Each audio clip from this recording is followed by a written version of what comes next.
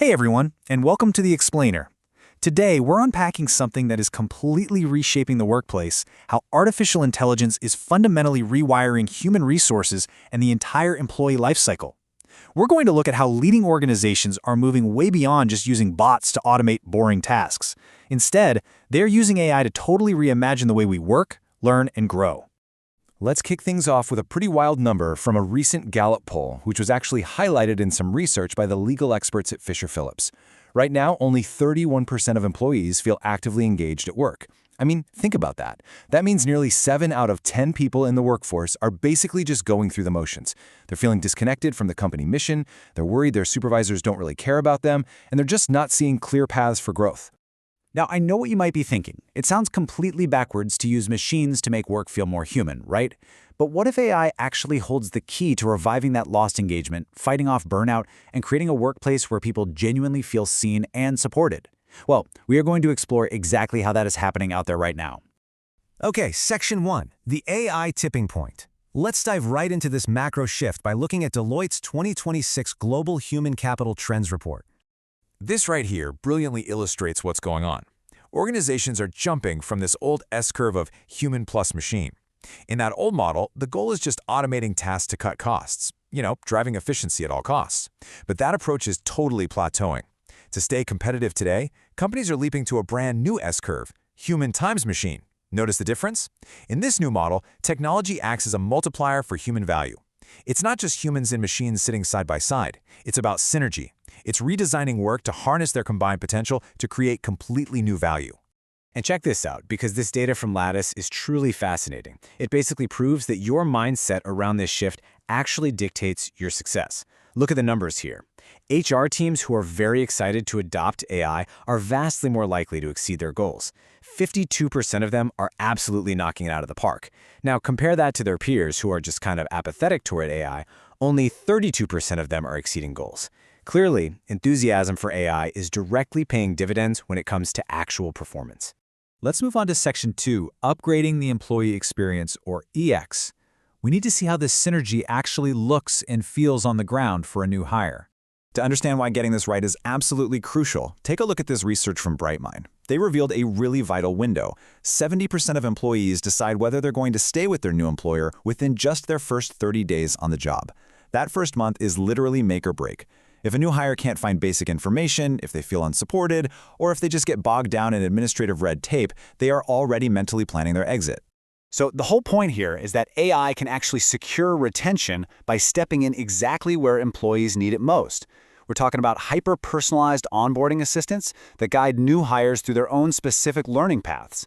Organizations are even using cognitive behavioral chatbots, like Wobot, for example, to offer 24/7 science-backed mental health support.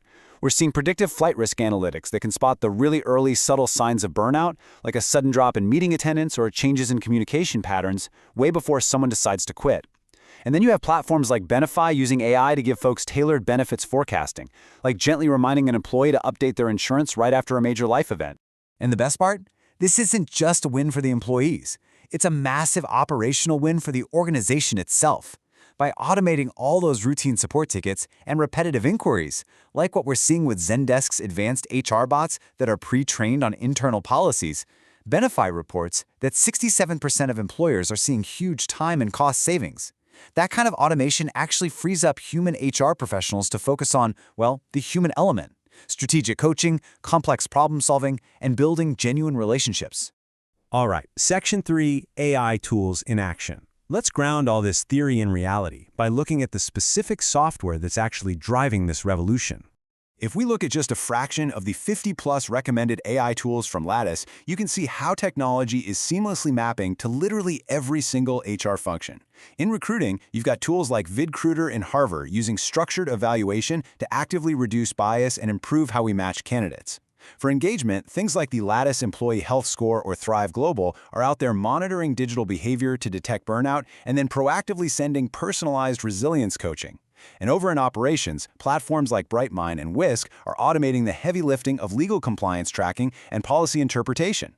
So yeah, AI is definitely no longer just a futuristic concept, it is fully embedded into the daily workflows of modern organizations.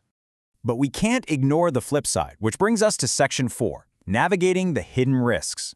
Because as we integrate these incredibly powerful systems, we have to talk neutrally about the elephant in the room, the severe legal and ethical risks of AI adoption. Deloitte raises a really profound structural question here. Think about it. When an algorithm flags an employee as a flight risk, or when it dictates who gets an internal promotion based on some predictive skills match, who actually holds the accountability for that? Is it the human manager, the HR department, the software vendor who built the tool?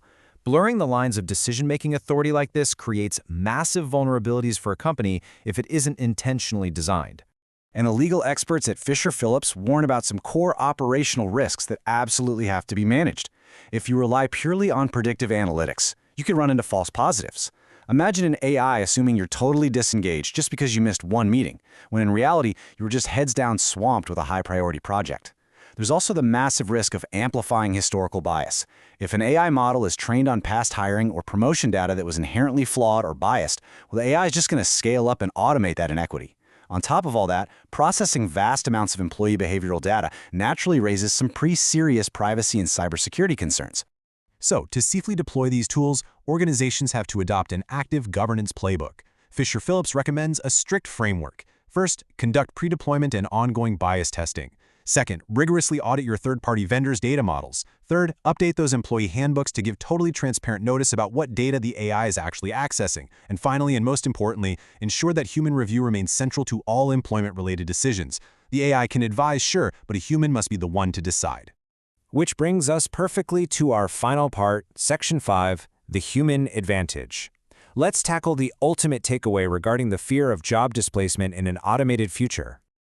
Deloitte highlights that as AI inevitably takes over all those repetitive tasks, the data crunching, and the administrative workflows, the single most valuable asset in any organization actually becomes what they call the human edge. This is our completely irreplaceable capacity for complex judgment, empathy, and creative problem-solving when things are uncertain.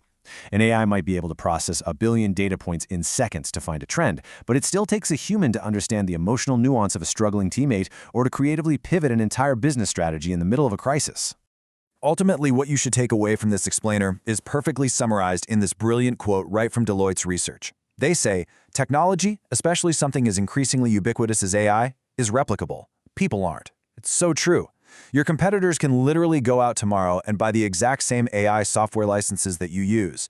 They can tap into the exact same large language models. But there is absolutely no way they can replicate your specific human workforce, your unique culture, or the genuine empathy that your leaders bring to the table. So as HR takes this leap to a new, automated S-curve, moving away from just cheap cost efficiency and toward true value creation, you are left with one critical question to ponder today. How will you leverage AI not to replace people, but to amplify your irreplaceable human value? Thanks so much for joining me for this explainer, and I highly encourage you to think about how you can start rewiring your own workflows, starting right now.